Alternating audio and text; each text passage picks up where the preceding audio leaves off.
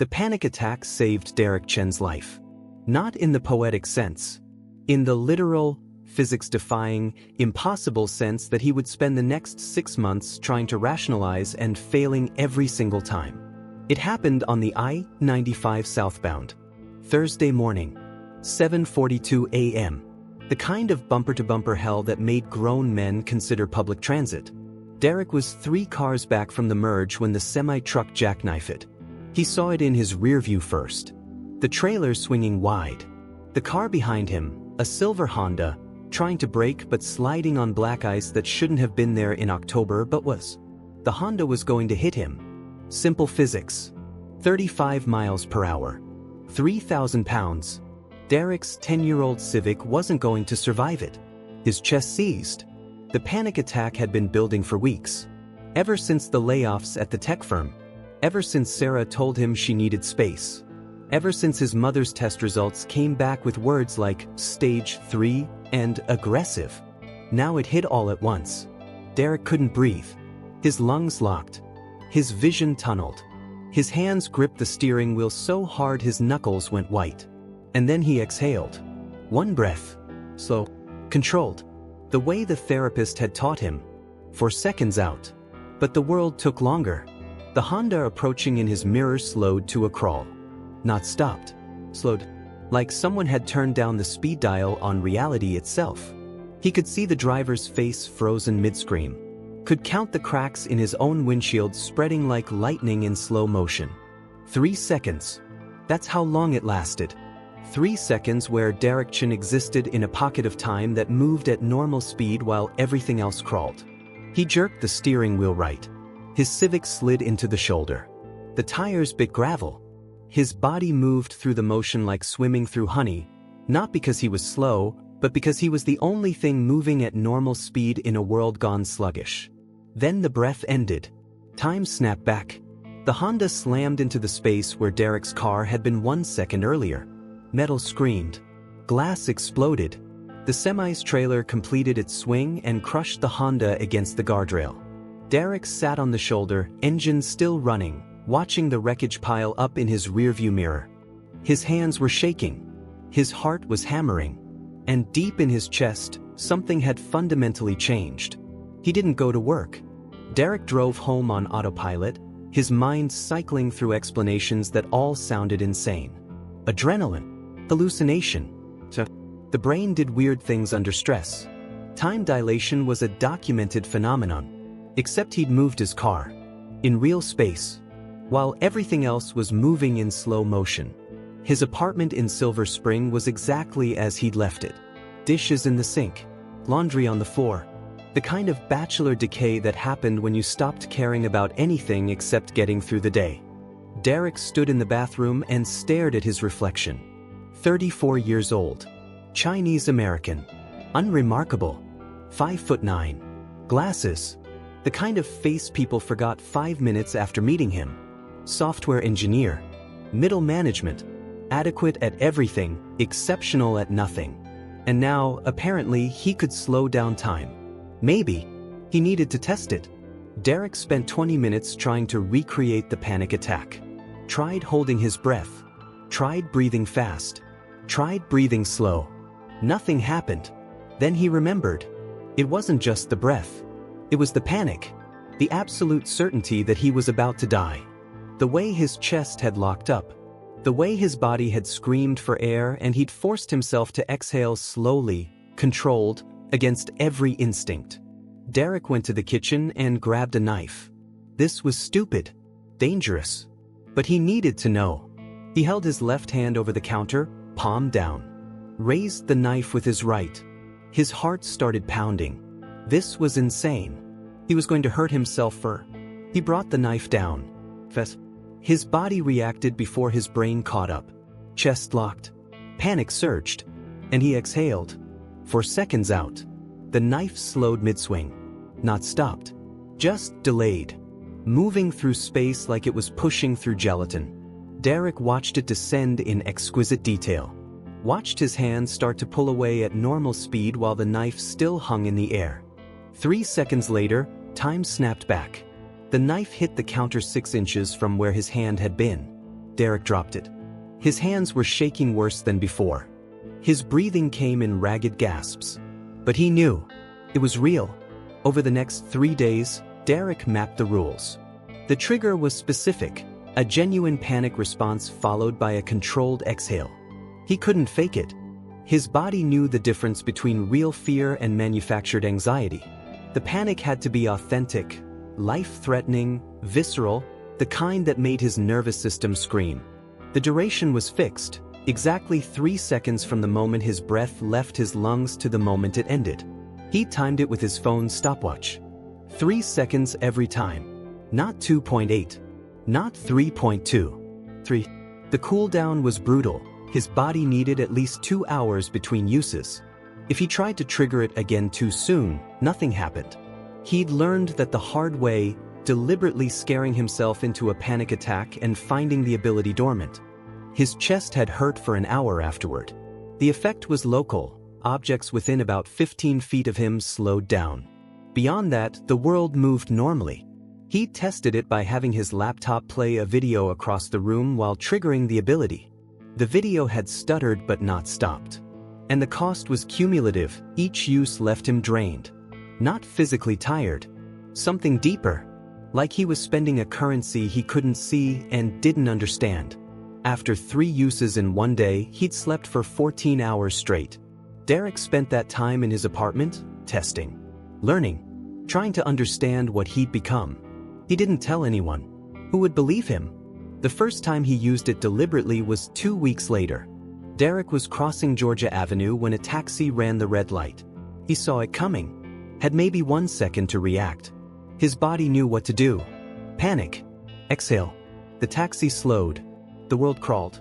Derek walked out of the crosswalk at normal speed while the taxi inched forward like it was driving through tar. 3 seconds. When time resumed, he was standing on the sidewalk. The taxi blew through the intersection. The driver never even saw him. Derek's heart was pounding. His hands were shaking. But he was alive. And something had shifted in his mind. He'd saved his own life. Twice now. With an ability that gave him 3 seconds. 3 seconds to see danger coming. 3 seconds to move. 3 seconds to change the outcome.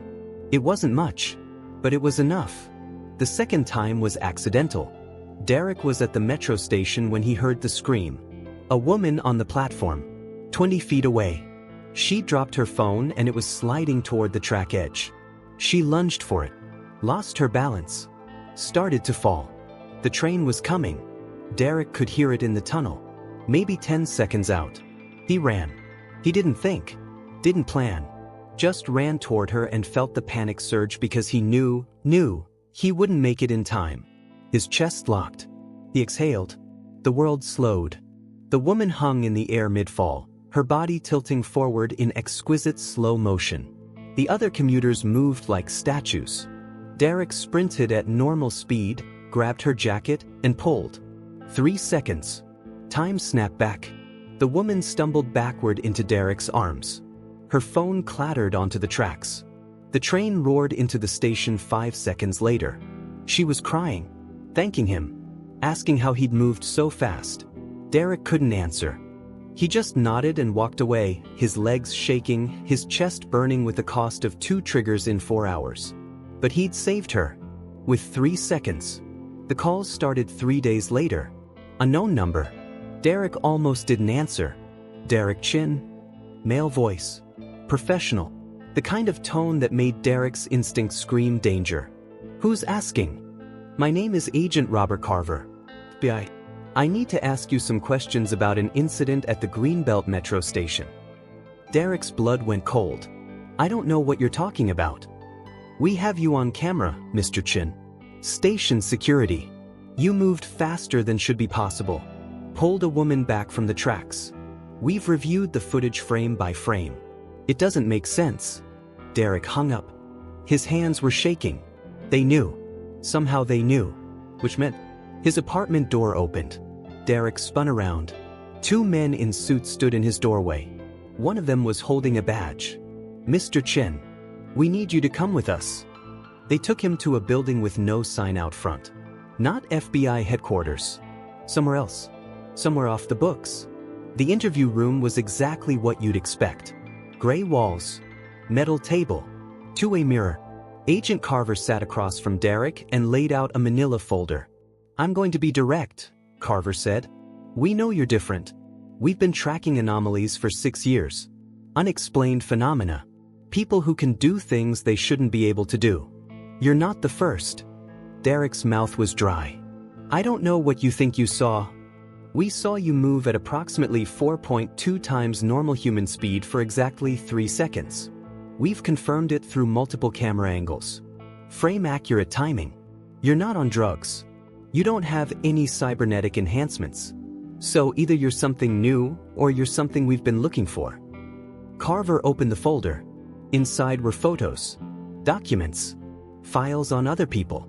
A woman who could generate static electricity. A man who could see in complete darkness. A teenager who could sense temperature changes from 50 feet away. Minimal expressions, Carver said. That's what we call them. People with abilities that are just barely beyond human normal. Not superheroes. Not gods. Just slightly more. Derek stared at the photos. "What do you want from me?" "Cooperation. We're building a registry. Studying the phenomenon. Trying to understand it before someone else does. China, Russia, private contractors. Everyone's looking for an edge. And if I refuse?" Carver's expression didn't change. "Then we classify you as a potential security threat and monitor you for the rest of your life. Or you can work with us.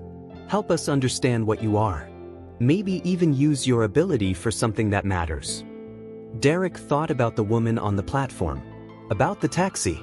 About all the times in his life when 3 seconds would have made the difference.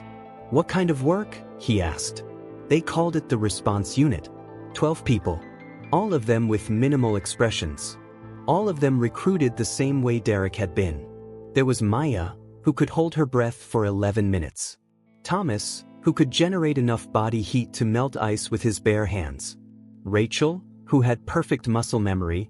She could learn any physical movement after seeing it once. None of them were powerful.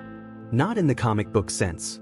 But together, with training and coordination, they could do things normal humans couldn't. Hostage situations. Bomb threats.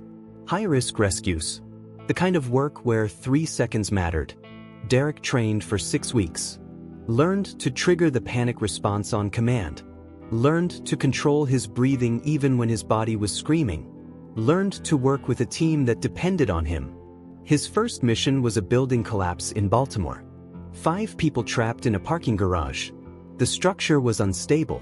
One wrong move and the whole thing would come down. The regular rescue teams couldn't get close. But Derek could. He went in with Thomas, who melted through the ice blocking the entrance, and Maya, who could hold her breath through the dust-choked corridors. They found the survivors on the 3rd level. Trapped under a collapsed beam. The ceiling was cracking. They had maybe 2 minutes before it gave way. Derek looked at the beam.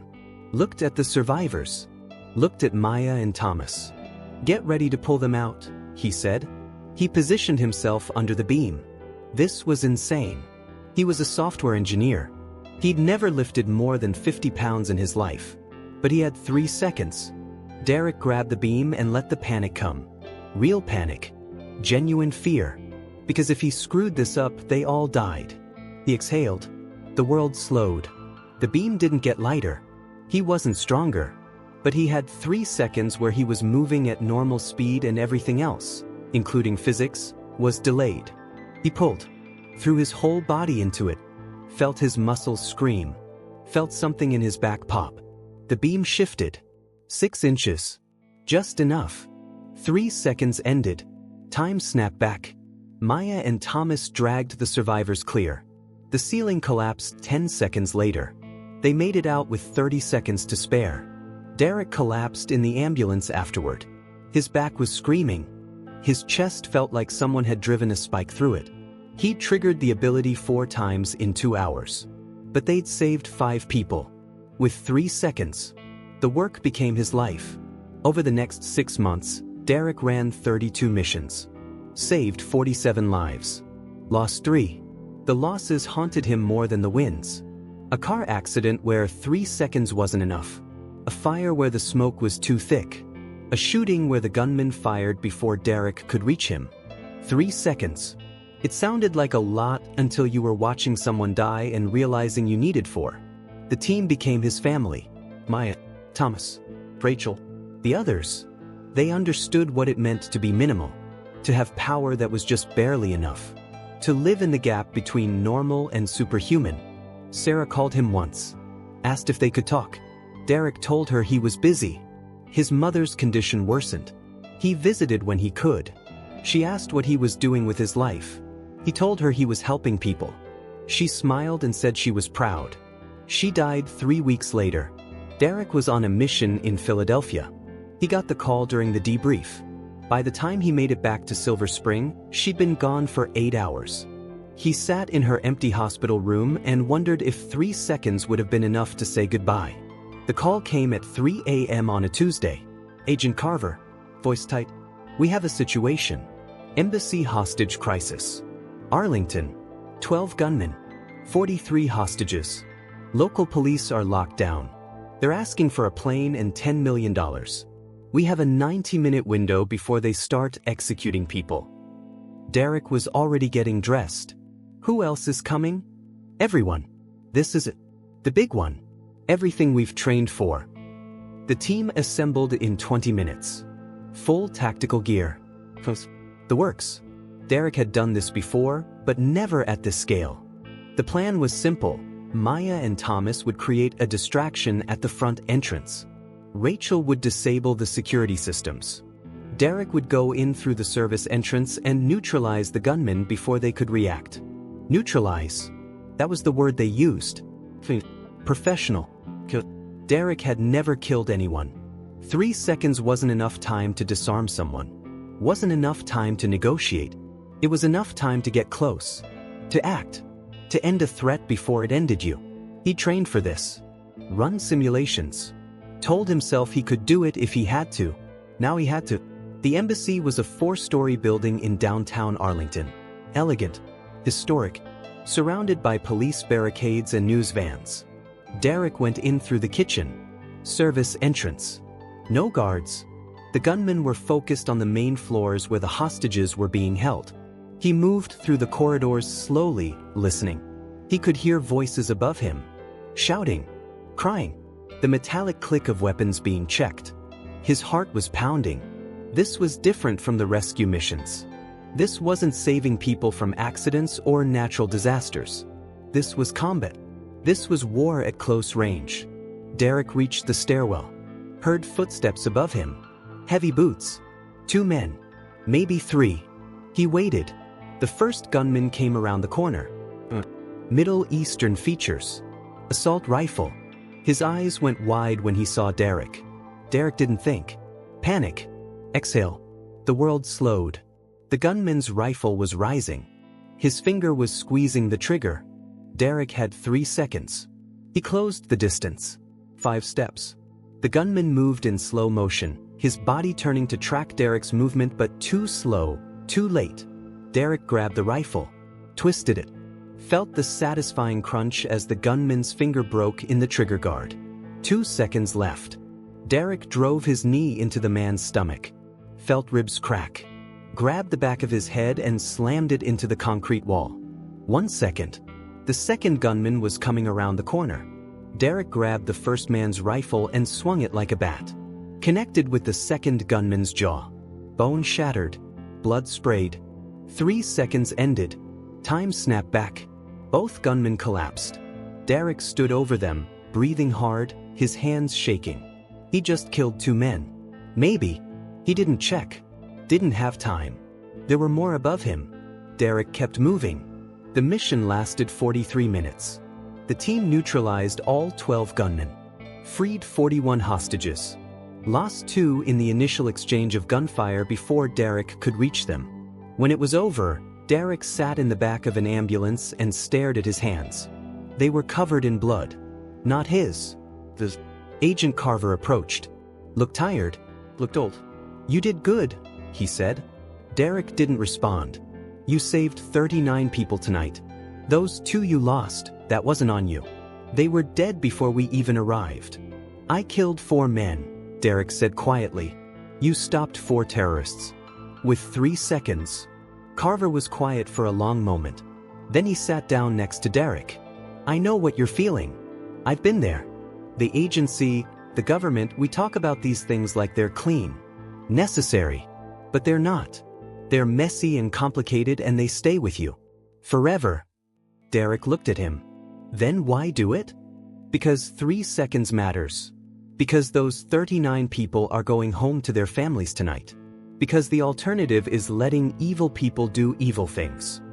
3 seconds, Derek repeated. That's all I get. 3 seconds to decide who lives and who dies. Yeah, Carver said. That's the job. Derek Chen resigned from the response unit 6 weeks later. He didn't give a reason. Didn't need to. They understood. The work had a shelf life. Sooner or later, everyone burned out. He moved back to Silver Spring. Got a job at a different tech firm. Quieter work. Boring work. Safe work. He still had the ability. Still felt the trigger sitting in his chest like a loaded gun. 3 seconds of altered time whenever he needed it. He used it twice more over the next year. Once to stop a mugging. Once to pull a kid out of traffic. Small things. Quiet things. The kind of moments that didn't make the news. Because Derek had learned something during his time with the response unit. 3 seconds could save a life. 3 seconds could end one. And the space between those two realities was so thin you could barely see it. On good days, Derek told himself he'd made the right choice. Walking away. Going back to normal life. Letting someone else carry the weight. On bad days, he wondered if he was a coward. If 3 seconds was enough to be a hero or just enough to be a killer who got lucky. The call came on a Saturday morning. A known number. Derek had stopped answering those a long time ago. He let it go to voicemail. The message was from Maya. Hey, it's me. I know you're done with all this. I get it. But I wanted you to know. Thomas died last week. Mission in Detroit.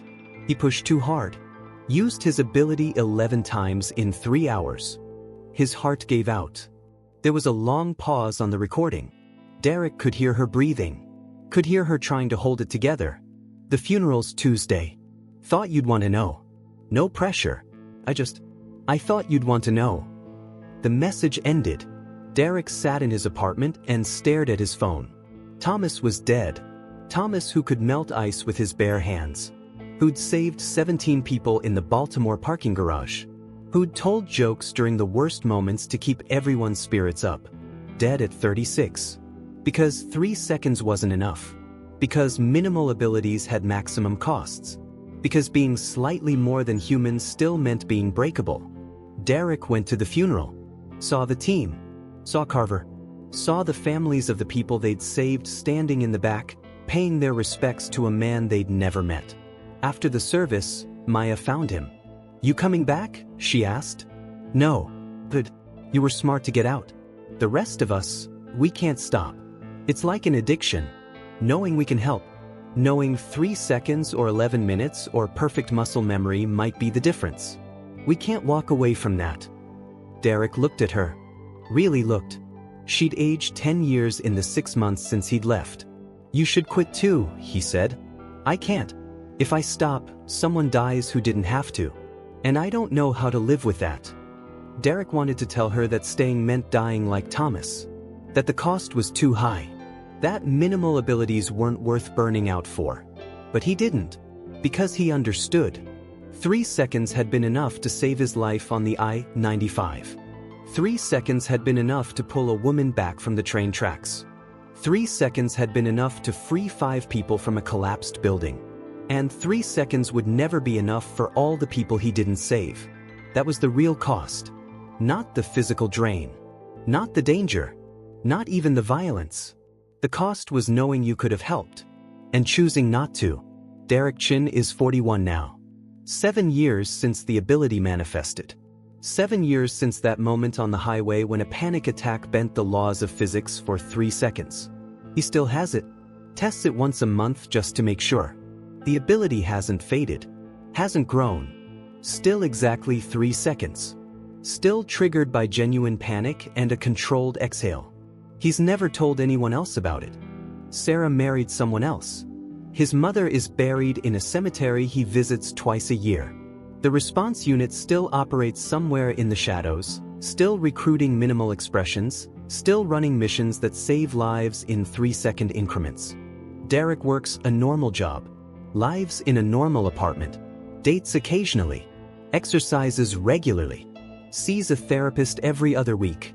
On the surface, he's unremarkable. But sometimes, walking through the city, he sees moments. A car running a red light, a person stumbling too close to the platform edge, a fight brewing outside a bar. Moments where 3 seconds would matter. And Derek keeps walking, because he learned the truth that everyone with power eventually learns. 3 seconds can change everything, but you can't save everyone.